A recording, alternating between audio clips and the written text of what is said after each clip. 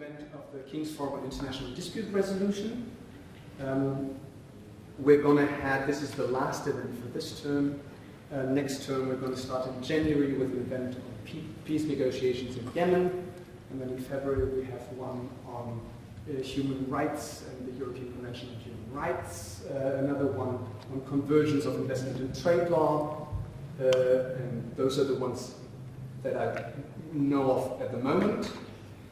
Tonight we have a very special event. Two great professionals from the arbitration field, both of them from Miami.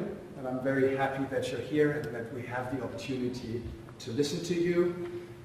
Both of them splitting their time between investment arbitration and commercial arbitration, but both of them at the same time also working as academics and lecturing in various places. In fact, there's a long list of places and I won't go into it. Pedro has also been appointed, as I just learned, as an ICSID arbitrator. He also serves on the panel of conciliators of ICSID. And they are both co-authors of Public Purpose in International Law, Rethinking Regulatory Sovereignty in the Global Era. Tonight, and my cell phone fails me, tonight the topic is, well, the title is rather long, but the topic is also, in compensation, all the more interesting. The certainty of uncertainty in the protection standards and policies of investor-state arbitration. For those of you, and that's most of you, who are doing the International Dispute Resolution pathway, that is certainly something that will keep you occupied in the second term quite a bit, in particular if you're also taking classes both by Federico Ottino and by Johnny Reeder, Toby Landau, Sam Wordsworth, and the like. It will be a reoccurring theme, so this is a very good introduction to the topic. Thank you very much for coming. Well, thank you. Excuse me. Thank you very much for having us. And thank you for that generous introduction. It's really a pleasure and a privilege to be here. Now, I want to be very clear with you.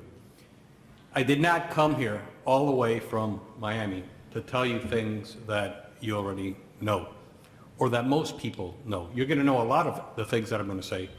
But I came here, and we came here with a message to try to change something very important.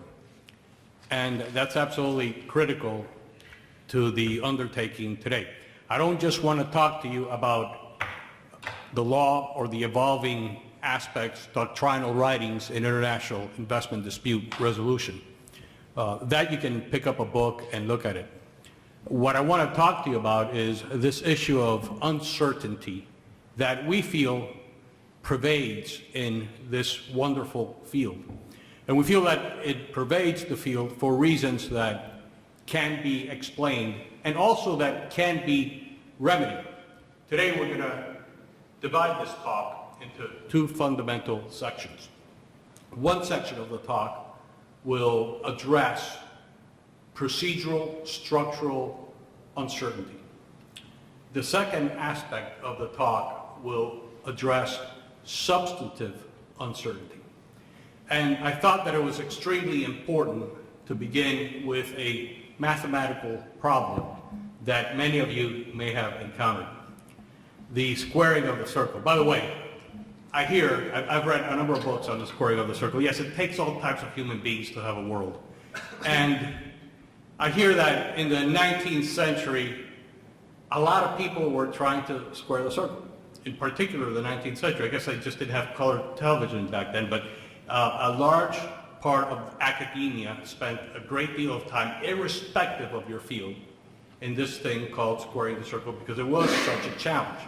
And in fact, it was in 1882 that the circle was squared. But let me talk to you with a little bit of rigor about that. The challenge in squaring the circle is as follows. For any given circle, can you construct a square equal to the circle's area, but with only two conditions.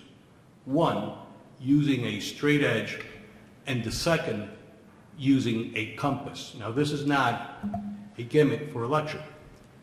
This is a paradigm that I want you to consider as I am presenting it to you. And here's why. This issue started being analyzed 1800 BC. The first Greek mathematician to address the concern was Anaxagoras, who dealt with it at the time I hear he was in prison, and I guess that's a good thing to do if you're in prison. You have a lot of time to ponder the squaring of the circle. But it was not until 1882 that it was finally resolved. In order to square the circle during that entire process, a lot of people came very close. And coming close meant partial success. And partial success meant hope that it would happen, and that it would happen correctly. And it was also an empirical reaffirmation that success is possible. 1800 BC, 1882. Now, to square the circle, you would need a square with one side, the length of which would be the square root of pi multiplied by the radius of that circle, which in itself is kind of mind-boggling. What would that side look like? What was actually proved by two individuals, and this is a QED, not a QEF, was fundamentally that pi was transcendental, meaning fundamentally that pi was not or could not be a root of a polynomial with a rational coefficient. More simply, that pi is not an irrational algebraic number. In Euclidean terms, that there's no Euclidean axiom about circles and lines with which you can, in a finite paradigm, square the circle. It doesn't work. Now, can the circle now be squared, understanding that it's impossible to do it with the traditional paradigm that prevailed until 1882? The answer is yes. But now when we find the area to any given circle in a square, we do so because we no longer talk about circles that have 360 degrees. A right angle does not have 90 degrees. The sum of the angles in a right triangle is not 180 degrees. Parallel lines touch. And you're saying, what does this have to do with investor-state arbitration? Absolutely everything. Let me explain something to you. In the field of investor-state arbitration, that arbitration is fundamentally guided by standards of arbitration of property, of investment protection. And we find that there is uncertainty prevailing in the field because the standards for protection of foreign investment are analyzed in terms of liability rules and analyzed in terms of property rules, because these are the constructs that we have. What does that really mean, sir, when you say liability rules? That's simple. Liability rules are rules that determine your relationship to entitlements, and that have fundamentally two parts to it, even though obviously you can elaborate as much as you can: causation and damages, in this context looked at as diminution of value. What are property rules? Simple. Rules that have to do with inalienability of rights, and property rules also will have to do with your relationship to operate, govern, control property.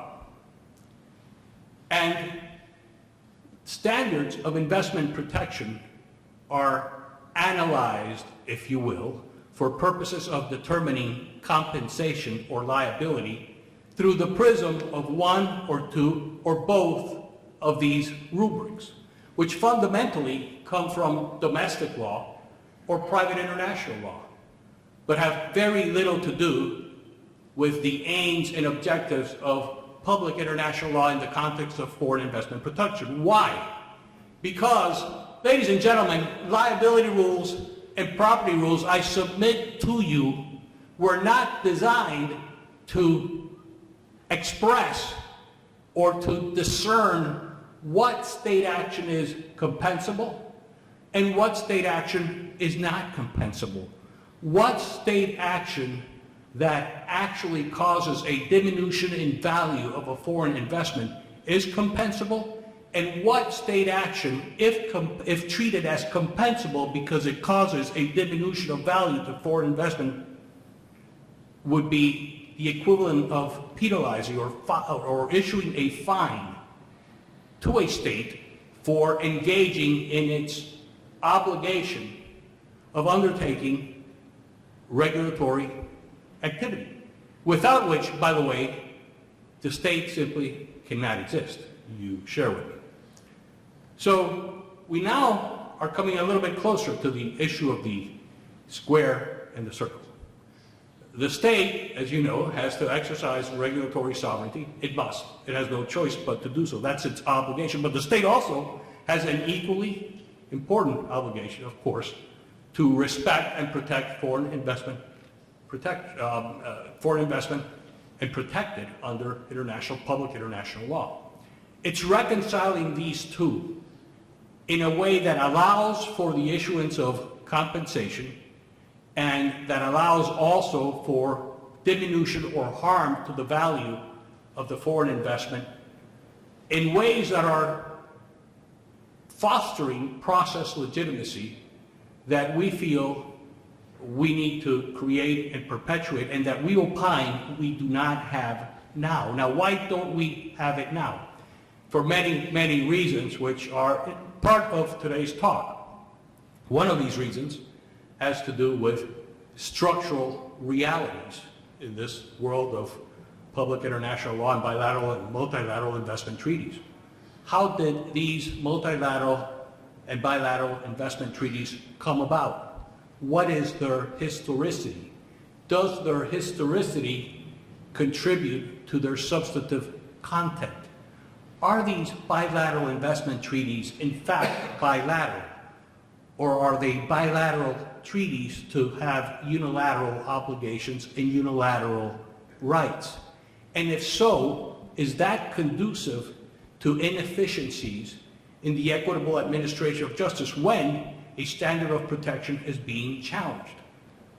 When we look at the structural component, and we also look at the way in which these structures are then, quote unquote, adjudicated, we see all the more bases for, again, structural uncertainty. This structural uncertainty, of course, is there because of the ad hoc nature of the tribunals, because the tribunals arise after the problem occurs, because the treaties are separate and distinct, because the investment protection standards, while some of them may have the same name, they're treated differently, their scope is ill-defined, the elements are ill-defined, and we're going to focus only on fair and equitable treatment in that regard. So the structural aspect of what we're discussing, we cannot change. And perhaps it should never change. I'm not sure about that. That's an issue for another lecture and another book. But the real question is, can we devise elements for foreign standards of investment protection, foreign investment protection, that will lead to transparency and uniformity? Is there a reason why, when we see, for example, the much vaunted Argentina cases that have in many instances, the identical factual issues, and in many instances, the identical legal issues, and they all take place within a very close period of time? And because time is linear, everyone has the benefit of the predecessor awards that are relevant. Yet they come out, some of them, many of them, conceptually on different sides. It is a petri dish that's rich for analysis. We submit that in order to be able to contribute to having these meaningful standards articulated in ways that are uniform, consistent, and therefore adding predictive value, you would have to take into account more than just rules of liability and rules of property law. We're not saying that they should be substituted. And it's unclear whether one of them is necessarily better than the other, despite a number of very respectable voices that feel that, yes, property rules should have some primacy in this matter. What we feel is that the standard will have to include consideration of the distributive effects, for example, of standards of protection, the economic effects of overprotection, and what is overprotection, the effects of inefficiency. Micro and macroeconomic consideration always have to be taken into account, we feel.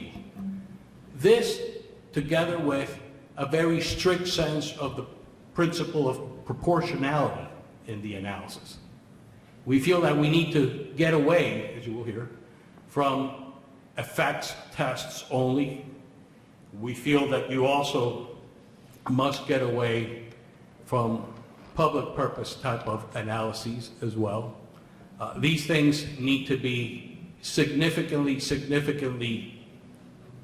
mitigated or transformed, if you will, so you can have a flexible but expansive and discrete and readily identifiable standard, the objective of which will be being able precisely to discern state acts that are compensable versus state acts that are non-compensable. So in what follows, what we have done for you is we have looked at 16 structural issues that are fundamental and basic, but that I think, we believe, raise very, very serious concerns. And what these concerns do is fundamentally highlight the need to have a plus factor in actual substantive review. We then come up with 14 basic questions that are necessary to understanding whether, in fact, the actual and existing rubric of foreign investment protection standards are designed to capture and discern between regulatory activity that is compensable, regulatory activity that is not compensable, exceptions to compensable activity, exceptions to non-compensable activity, what should actually be the compensation scheme that attaches, and under what scenario should it attach, when is compensation transformed and turned into a penalty. Right now, what we will suggest to you is that the standards of protection were not designed to do this, even though that's how they have been used. And we will try to persuade you that, for example, when you look at something that has been so much the subject matter of writings, fair and equitable treatment, you see a paradigmatic standard of protection, now by far the most popular from a claimant's perspective, for many reasons that we'll discuss. You'll see one that its historicity, its development, all cause uncertainty to attach. If you take 10 practitioners and 10 law professors, you will get 20 recitations of the elements of fair and equitable treatment. All of them will say, well, there's an expectation component. Don't ask me exactly what that means. Is it objective? Is it subjective? Is it both? Oh, well, there's an international minimum standard issue. I'm not sure whether international minimum standard is a ceiling or it's a floor, even though under one rubric it's definitely a ceiling, and another one it's a floor. Or you can argue that because of the syntax of the multiple bilateral investment treaties, it depends on each particular treaty. Well, even if half of those pronouncements are right, there's a problem. There is a huge lack of uniformity. There's a lack of consistency. There's no predictive value, and therefore transparency is completely missing. If we're saying that the cornerstone, and I understand the importance of of expropriation, of course. But if we're saying that if the cornerstone of investment protection standards, the pole star of investment protection standards, has these limitations or is susceptible to being characterized in 20 different ways by 20 different erudite and credentialed individuals, this should lead us to pause and to ask, why is this the case? And I invite you, as we share some thoughts, these thoughts with you today, to question, well, how is the existing rubric helpful? How are the existing methodologies helpful? How do they allow us to analyze these problems in ways that will make it possible for actual uniformity to exist?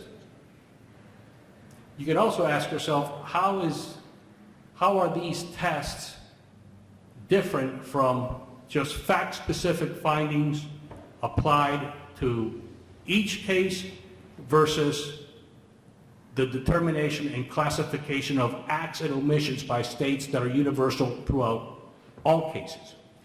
These are the issues that we invite you to think about. We will also touch upon the question of whether foundationally the whole policy underlying bilateral investment treaties and its relationship with foreign direct investment is one that is well-founded. And if we conclude that it is not well-founded, that the premise is wrong, and therefore the consequences of that ill-construed premise is negative, then how can we address that issue? And in what way is it negative? And in what way does it lead to uncertainty, and therefore lack of predictive value and everything that follows, lack of transparency, etc.? In what way does it create friction between capital exporting and capital importing states, and is that reconcilable in any way? We feel that it is. We feel that there is an approach that will help, that will still keep orthodox workings in place, but will supplement them. But this will entail further analysis, and it will entail having very, very specific elements, and it will entail having tribunals who will have to go the extra mile. We're going to talk about a couple of cases as well, and I want to be very clear. Now, those cases that we are going to mention were handled by excellent tribunals and very, very capable lawyers. Neither the lawyers nor the tribunals are the problem.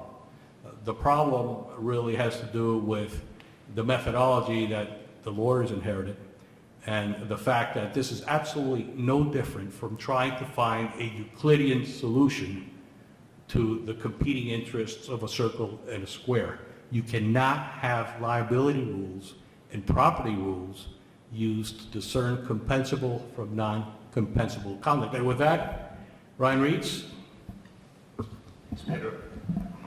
To go back to one point that Pedro raised, and the risk of restating the obvious, the predictability and certainty and uniformity that Pedro mentioned are critical to the functioning of any system where foreign investment is going to take place, it's going to thrive.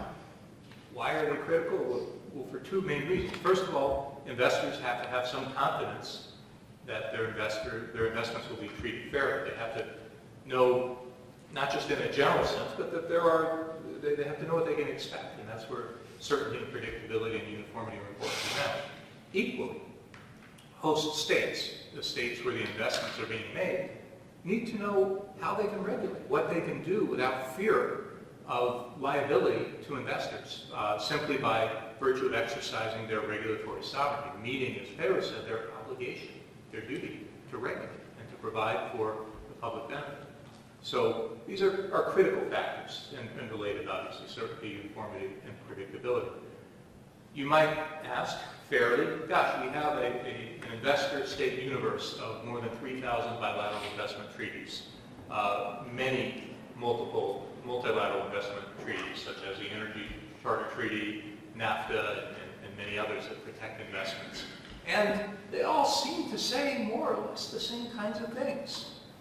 What's the problem? Don't we have a fairly comprehensive, fairly unified fairly standardized world of investor state protection.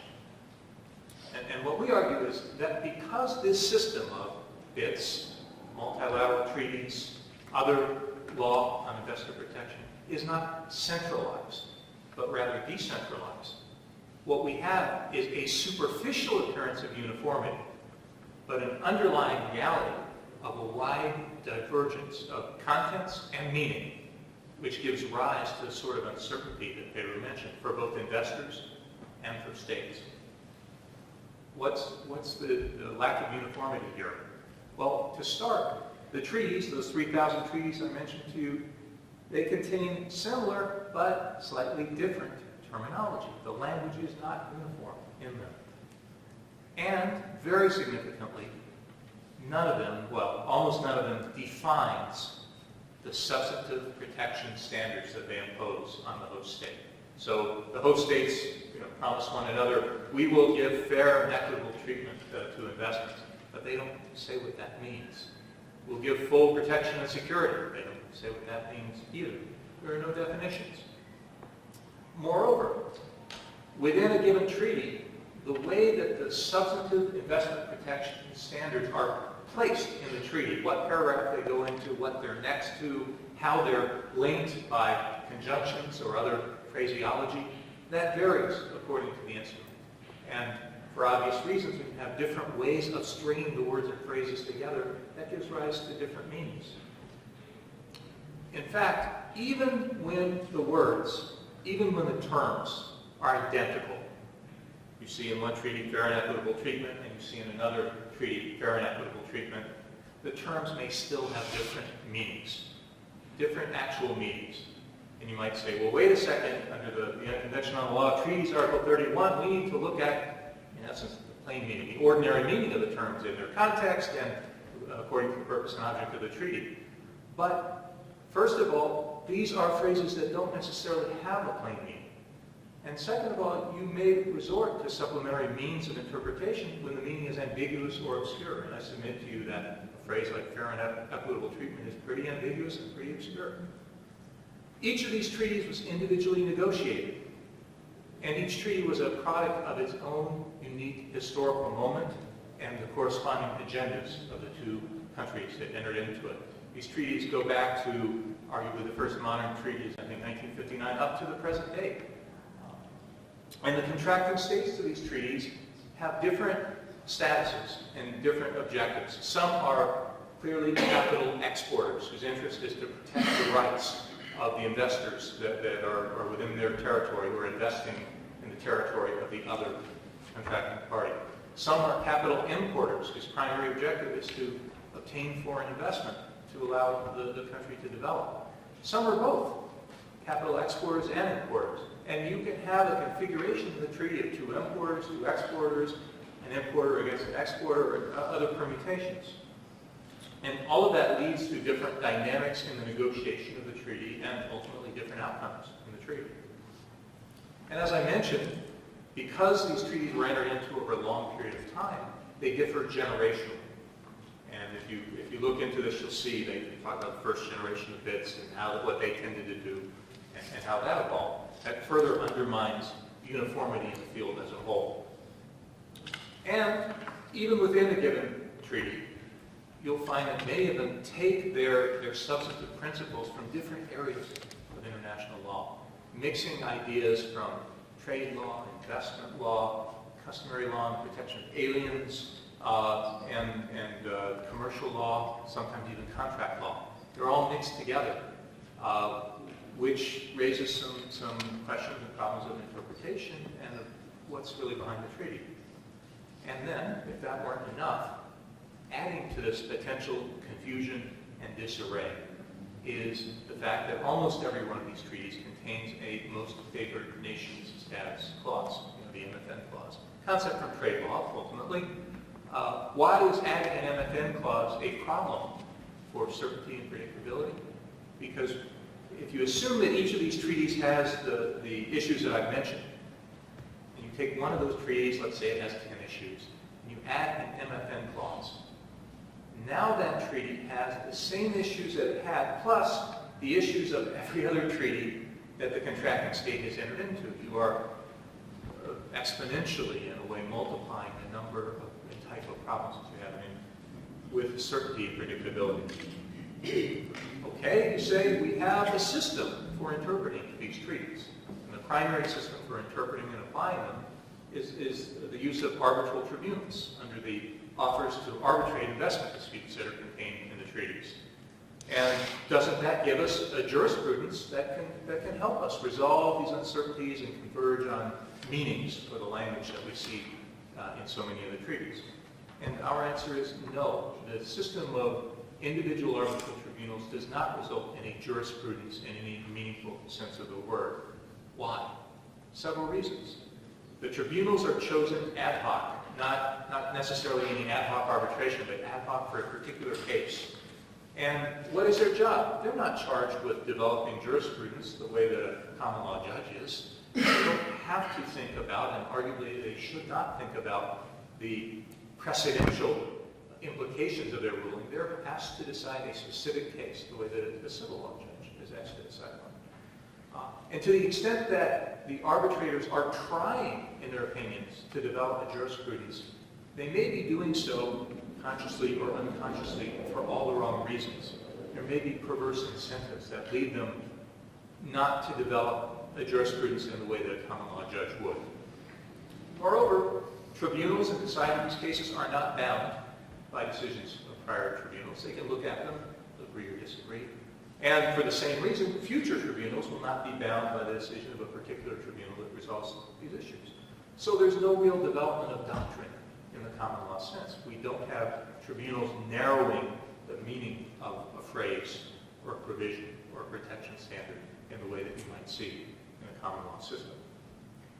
And so when you have a system of individual decisions by individual tribunals not charged with developing precedent, you have the absence of the development and convergence of doctrine. This system that we thought perhaps might provide greater certainty actually gives us greater uncertainty and less uniformity and less predictability, both for the contracting states and for investors.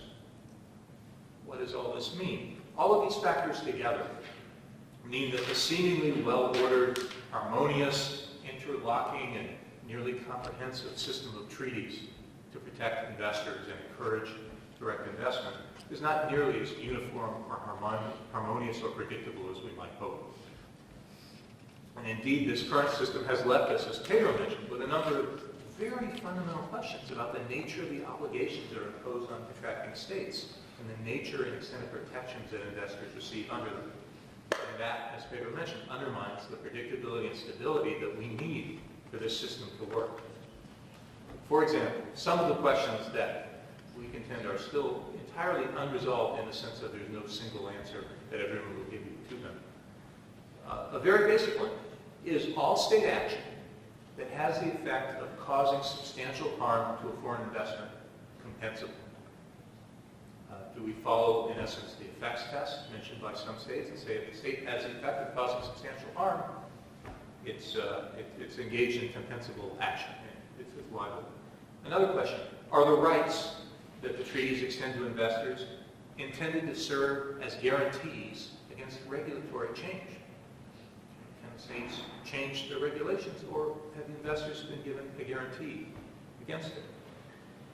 If we look at the protection standards in the treaties, are they concerned with the quality and the strength of the substantive justifications that a state has for engaging in regulation, for exercising its regulatory sovereignty? Do we look at basically how good are the reasons?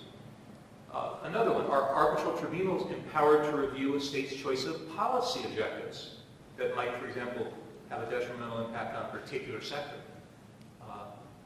Can tribunals second guess or evaluate or assess policy decisions? If so, is there a particular degree of scrutiny that tribunals can have? In U.S. constitutional jurisprudence, when we're evaluating the legality of a particular action, we may give it a very deferential type of review, or we may give it a very strict, almost impossible to survive type of review, or there may be an intermediate type of review that's applied. Do tribunals second guess or defer if they're looking at policy decisions? And what are investors legitimately entitled to expect? You heard Pedro talk about legitimate expectations. Are they legitimately entitled, to expect a static regulatory framework? If not, how about a relative regulatory framework? If those expectations are reasonable, to what extent are they protected? Are they absolutely protected, or are they only the basis of a claim with something more required? And then something very important that Pedro has foreshadowed. If too much protection is granted, if there is overprotection of an investment, does that lead to economic inefficiencies? And if it does, should tribunals be taking that into account in deciding whether there is compensable conduct? To what extent, when a state engages in conduct where the tribunal finds that it's breached a protection standard, and yet the state was only doing what it needed to do to regulate, when it was only meeting its regulatory obligation, to what extent should the state be compelled to pay? And indeed, is there a point at which requiring the state to pay for exercising in necessary regulation is simply imposing a fine on the state without any legitimate purpose? Is that governed by the protection standards? Many of these questions are related really to the question of what is the proper scope and extent of a state's regulatory sovereignty, which is really a question of is activity being directed to a public purpose, which is a related area that we've talked about elsewhere and raises a whole additional set of questions that further generate uncertainty in the field. But even more important than these uncertainties that we've talked about and the questions that they raise is the fact that the very assumptions that underlie this foreign direct investment scheme, this bilateral investment protection scheme, are at best highly suspect. What do I mean by that? The whole idea of a bilateral investment treaty is generally based on the assumption that the world's divided into two kinds of states, capital importing and capital exporting states. Capital exporters benefit when they can secure protection for their investors. That allows for their investors to maximize profits, to engage in additional profitable investments, and it helps the country in which the investors are based. Conversely, capital importers traditionally need foreign investment in order to further spur economic development. And that's perhaps one of the most efficient ways of generating economic development is to have foreign capital come in. And there's, in essence, the assumption goes a bargain between the capital importing state and the capital exporting state.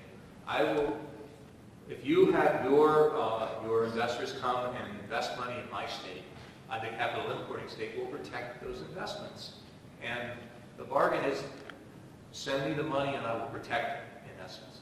And the idea is that the investors will feel sufficiently safe by the certainty and predictability of the substantive protections given in the treaty, that they'll invest money and everyone will benefit. The investors will make profits and the capital importing state will be able to further develop.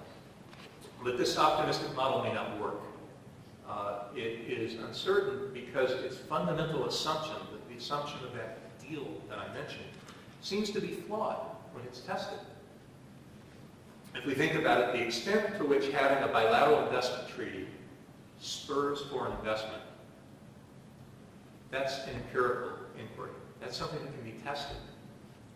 And we're aware of 18 different studies in which the authors have claimed statistically significant findings in connection with the hypothesis that entering into bilateral investment treaties increases foreign direct investment. The authors have said, we're looking at this issue of whether having the bits gets you investment.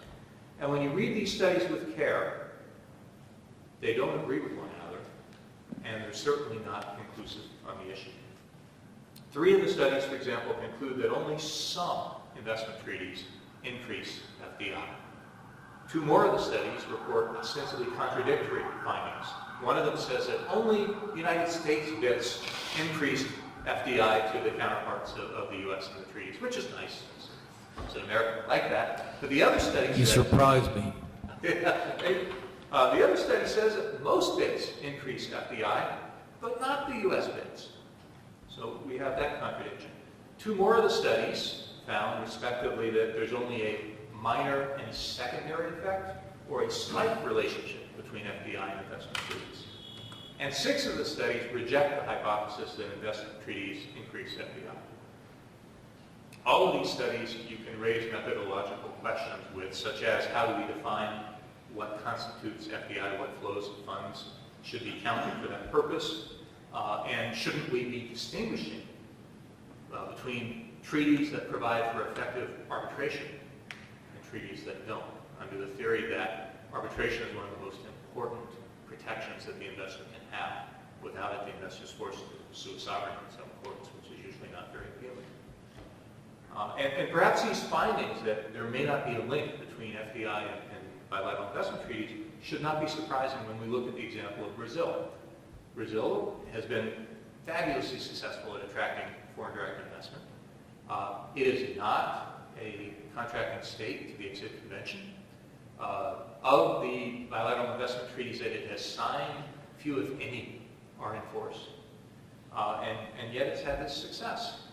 Similarly, when we look at studies of corporate executives and general counsel, what do they know about bilateral treaties and what do they think about their effectiveness? Results are not encouraging for proponents of the hypothetical part. So what does all of this tell us? It tells us there's reason to believe that there's no connection, no substantial connection at least, between BITs and FDI. And that there's no reason to conclude that the major players in investment decisions know of and believe in the protection of treaties as a basis for making their investment decisions. If that's true, and it may be true because of the very uncertainties that we discussed earlier, right? I mean, if we don't know what these protections stand for or how they'll be enforced, then there's reason why the players might not place a lot of stock in them. But if that's true, that there's no strong connection, what does it tell us? It tells us that the negotiating dynamic between the capital importing and capital exporting states should change. If the assumption has been that the capital importing states are supplicants, asking for more foreign investment, please, and offering up all of these strong protections, then that assumption should change. And their negotiating teams should be trying to provide for more symmetrical obligations in the treaties. The treaties obviously are superficially symmetrical. Each contracting state makes the same promises to the other. But the import of those promises is very different when you're the person who's going to be, you're the state that's going to be receiving the investment, and you're the state that is going to have investors making the investment. And it's this current lack of symmetrical terms and a definition that leads to many of the uncertainties in the system. And Pedro will discuss those, as he mentioned, in connection with a hypothetical case, in connection with the fair and equitable treatment. Sure. Just a couple of minutes. I know that we're running. Oh, absolutely. Here, let me just clarify one point on the issue of bilateral investment treaties and their symmetry.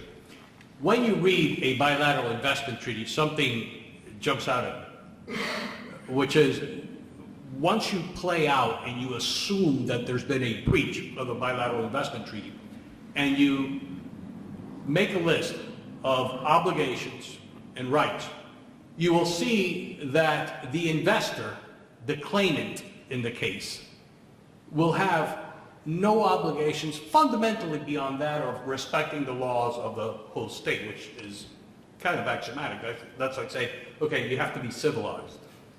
When you look at all the obligations, all the investment standards, all of the obligations, they're on the host state. And when you look at the rights, the host state has no rights. I don't mean has very little rights, has few rights. The host state has no rights. The host state has the right of finding itself a respondent in an arbitration,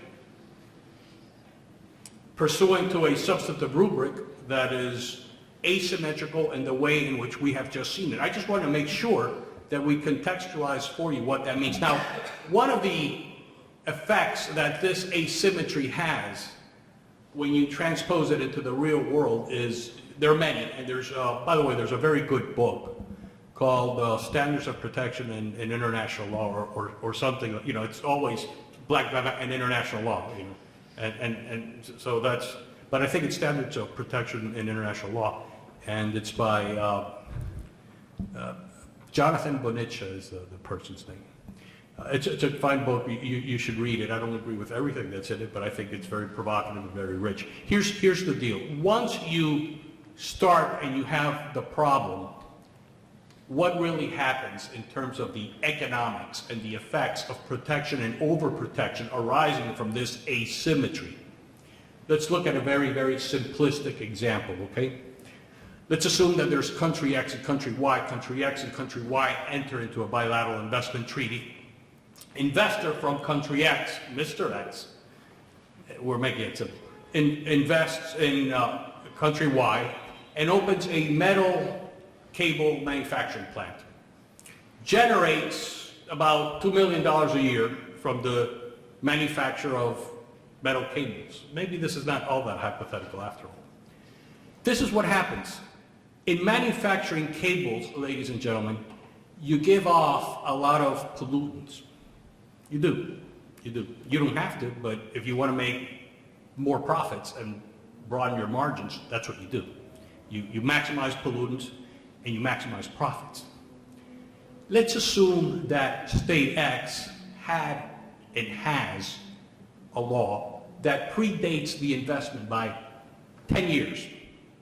A law that says that the emission of these pollutants are sanctionable, and they're sanctionable in the following way. The pollutant, the person responsible for causing the pollution, will be given a notice to cure and to desist with a tail period of 90 days in which to comply with that notice.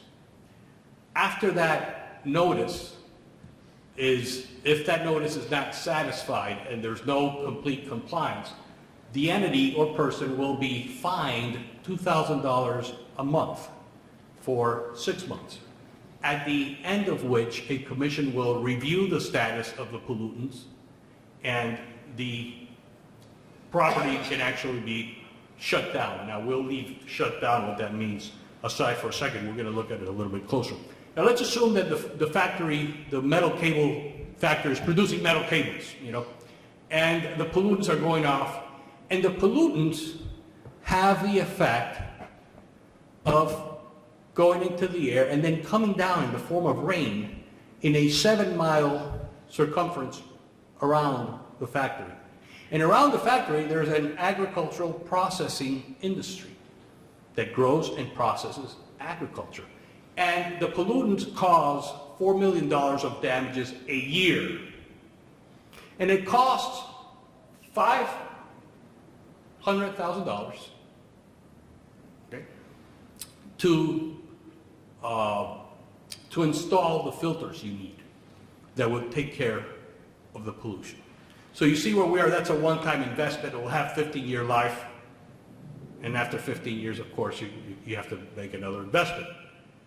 You see the numbers, ladies and gentlemen.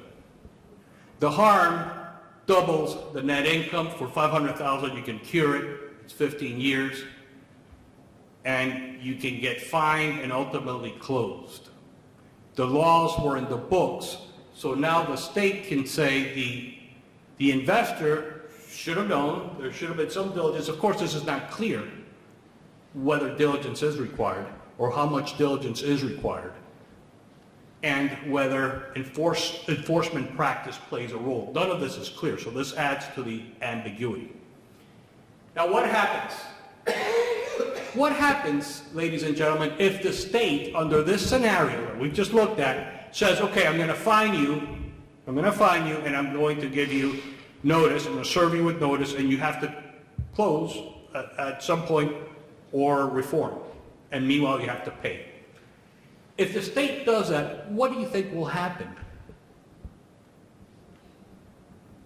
If you're looking at a clear, fair, and equitable treatment situation where the claimant says, wait a minute, this is a violation of fair and equitable treatment, my expectations have been violated, that law, we looked at it, it's in the books, it hasn't been applied in 60 years or whatever, 10 years, which is what we said So this is discriminatory and it's arbitrary. The $4 million really is not $4 million in damages. It's only a $500,000 investment. The people who are being damaged under at least one theory, they're the ones who should put up the money to cure it. They can come after me. There are many, so the claimant says there are many remedies except the one you're using, which is a discriminatory use of your laws. The state will likely find itself a respondent in an investor-state arbitration pursuant to some claims, but one of them will be a fair and equitable treatment claim, the protection standard that we're looking at, and the state will be at a disadvantage. The state will be at a disadvantage for many, many reasons, and not the least of which is that just having that claim pending has a price. Just having that claim pending has a price. You can debate until you're blue in the face whether an investor-state arbitration is private or public, but I will tell you that that is a cognizable act through NGOs everywhere. Now, the net result is that the state will likely not prosecute to avoid the effects of overprotection through a fair and equitable treatment regime arising from the treaty. The state will say, well, no, we have to find another solution to this. I will not enforce my laws. That then has a price which we've quantified. But it's even worse because we know that these numbers multiply because of what's called cumulative damage, which at some point cumulative damage, we know that in the environmental arena becomes irreparable damage over time. So the implications are vast. If you just take this hypothetical and you modify it just a tiny little bit, and you take that law out, now you really have a near tragic situation. Why? Because now there is no prayer of an exception to FET in terms of expectations. The law wasn't there, so now it's a post-investment law. Extremely problematic for the state. So now we first saw the chilling effect of enforcing the law. Now we see the chilling effect of passing the law, of engaging in regulatory sovereignty, of complying with your obligation, just as dignified and binding as the obligation of respect for an investment I share with you. So you see where we are now. Now let's keep playing it to its natural consequences. What's happening to the state? The state, ladies and gentlemen, is becoming a fabulously, fabulously attractive place. You know for whom? Pollutants. We know that state, you can go there, you can invest, you can have certain type of industry, and you will be able to maximize your margins in statewide, believe me, much more than Z, that has a robust environmental policy that is severely prosecuted, very, very, very intertwined with the daily workings of the state. So these things happen, and they are an absolute and complete reality. When we go back and we say to ourselves, well, how do you cure it? You can. You certainly can mitigate it by making it more fair. How do you make it more fair? Well, if it's true that the 18 studies are internally and externally contradictory, and if it's true that FDI has no real relationship to BITs, then what has a relationship to BITs? What you negotiate. The states can then go in and negotiate a standard that's clear and transparent. They can write the standard into the BIT. They can also legislate that standard in FIPS, Foreign Investment Protection Statutes, which every country in the world practically has, some much more developed than others. As you know, China has one that fundamentally says, come here, invest here, this is good, follow our laws or you'll be prosecuted. But then states like Vietnam, for example, and even Kuwait have very sophisticated foreign investment protection statutes that are extremely, extremely appetizing for investors and that are substantive in terms of what the state will do and how it will exercise its regulatory sovereignty. But if the state goes in and negotiates, then there's going to be more certainty to the standards. The standards are going to be clearer. The likelihood of overprotection will not work. Now, we said that we would set aside, and I'll be through just in 1 second.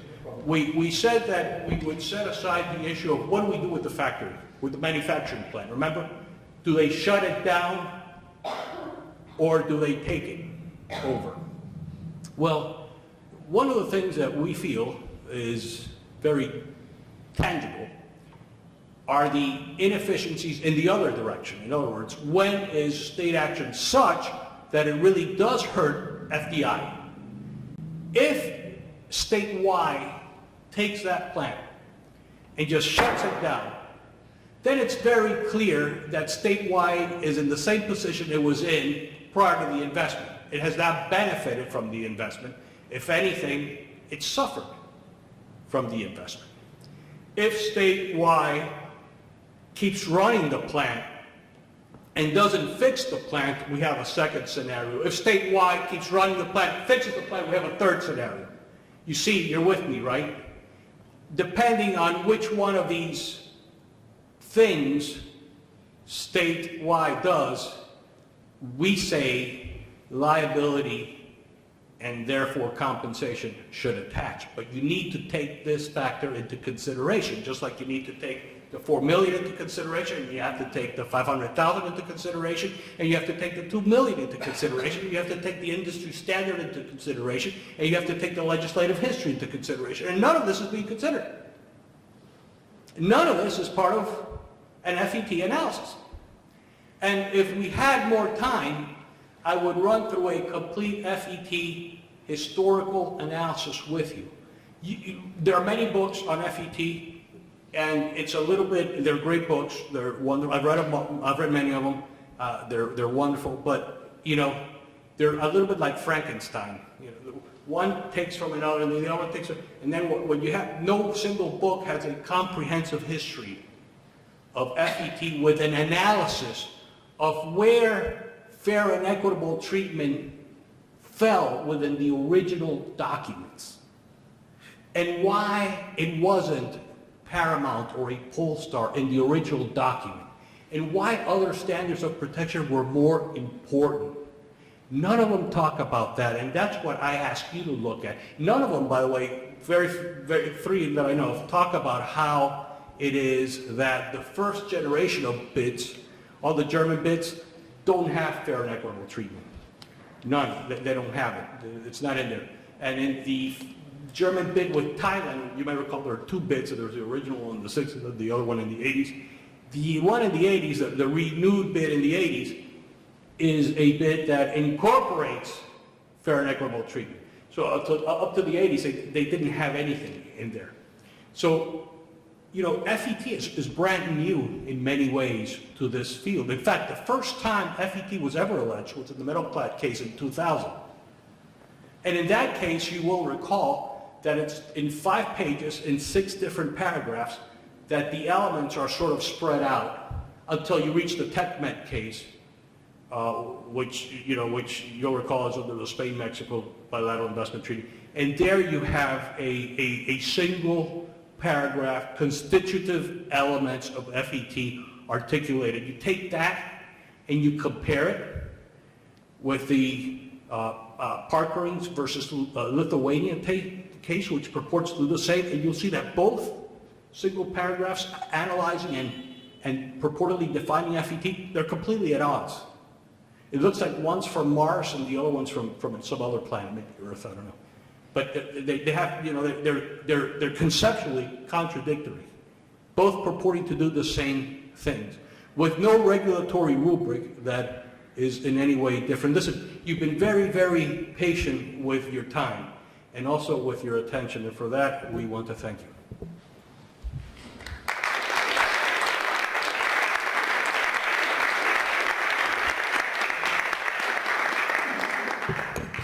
Thank you so much.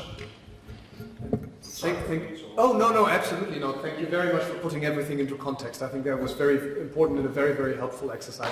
And we do have time for questions. Do you not feel that potentially the issue lies with the fact that you're always going to have competing interests based on whether you're looking at it from a state protectionary viewpoint or an investor protectionary viewpoint, and those competing interests in themselves don't necessarily lend themselves to cohesive system and structure of a bilateral investment treaty? Look, yes and no, and here's why. It's like the glass half full, half empty. You know the real answer? It's both. The glass is half full and the glass is half empty. Competing interests are one thing. So long as in resolving that competition, which is a zero-sum game, someone wins and someone loses, there's legitimacy, there's the perception of legitimacy, of process legitimacy. So the answer to your question in many ways is yes, of course, it's a square to the circle. You have the state having to regulate, and then the state's regulation having to infringe on foreign investment, and then you have the state's obligation to protect foreign investment. Of course, that's square to the circle. But the problem comes when in trying to coexist, even in agreeing to disagree, there's no legitimacy because there's a perception of happenstance, there's a perception of arbitrariness. You know, one of the Argentina cases, it's called Total versus Argentina. That's the first case in these Argentina cases that looked at the same identical facts as a case that, for example, had been decided, AES versus Argentina, just 3 months earlier. And then there's a whole line of cases decided before that. The identical state action on very, very materially indistinguishable bilateral investment treaties. One party is the same in all of them. The industry sector is the same or overlapping. Okay? And the tribunal in that case, at one point, has to write a whole section explaining why it is that they came to a different conclusion on some state action where other tribunals had passed on that state action and reached a completely opposite conclusion. That's problematic. There, you and I are looking at the same thing with purportedly the same standard and coming to different conclusions. Yet we both agree or believe that our methodology is as scientific as possible, as rigorous as possible.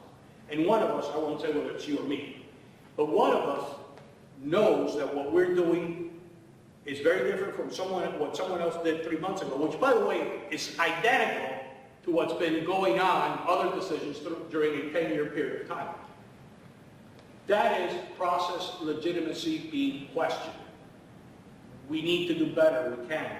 But to do better, we've got to move beyond the tools that we have. We have to move beyond the Euclidean geometry. The Euclidean geometry, we move beyond Euclidean geometry when mathematicians said Euclid's fifth postulate, assuming that parallel lines don't meet, do meet. And once that Euclid's fifth postulate was questioned in this way, non-Euclidean geometry was born. And today we know that that's the geometry, that invisible geometry, is the geometry that, for example, explains relativity. And the geometry that explains our modern vision and understanding in physical terms, in physics of the world. We have to do something similar with that. We have to, without being so radical or pretentious, we just have to say we have to be more comprehensive in having standards for the elements of investment protection standards. That's the sentence. That's what we need to do. I know, I just confused the show. It's just obviously that lends itself into the concept of having more of a universal opinion on transparency within bilateral investment treaty arbitration itself, which is inherently fundamentally against state sovereignty and the principles of even humanity. Like we all have a different perspective and we have natural bias based on our individual circumstances. And to remove that and create an entity that's sort of superior institution that acts and governs on behalf of everyone universally is going to be inherently difficult, if not challenging. But that's what you are going to do. That's what your generation is tasked with doing. We already did all we can, which is just merely identify the problem in a very clumsy way, obviously. We identify all of these problems, but again, if we want to define a standard for each of these elements and lay out the principles so as to bring the state on almost equal to the rights that an investor is given. Where exactly would we do this? Because as you already mentioned, if you do it within the BIT doesn't really have that amount of correlation with the investment that's coming in. Would you suggest that it should be done individually, or should the tribunal be given this task of looking and interpreting? Oh, I think that we have to understand that in order to be as consistent as possible, we have to be as transparent as possible. And the only way to be as transparent as possible is to start working in law and economics. I understand that as many lawyers don't like to work with numbers, but we just have to get over that.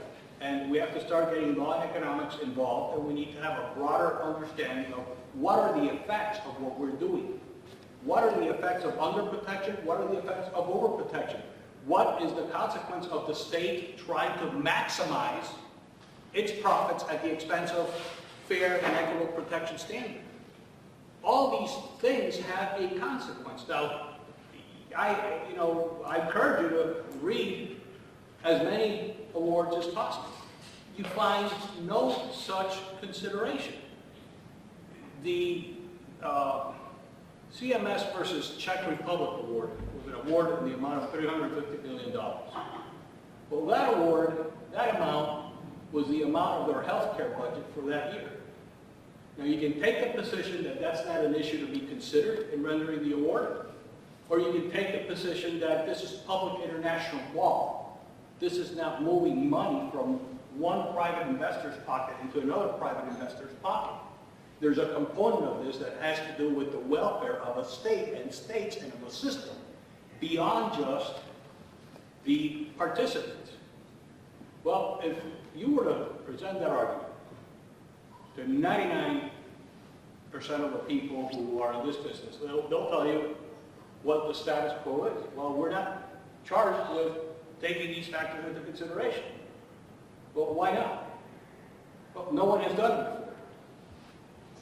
And when you say you're not charged, who's charging you or who's not charging you? Where are you getting the instructions from? Don't you have a rule of reason that compels you to be as comprehensive, as thorough, and as transparent as possible? And to do that, the distributive effects seem to be relevant. The economic efficiencies seem to be relevant. Whether it has a chilling effect in either the, as we saw, application, enforcement of existing laws, or in the legislation of necessary laws, isn't that important? Doesn't that have a role here?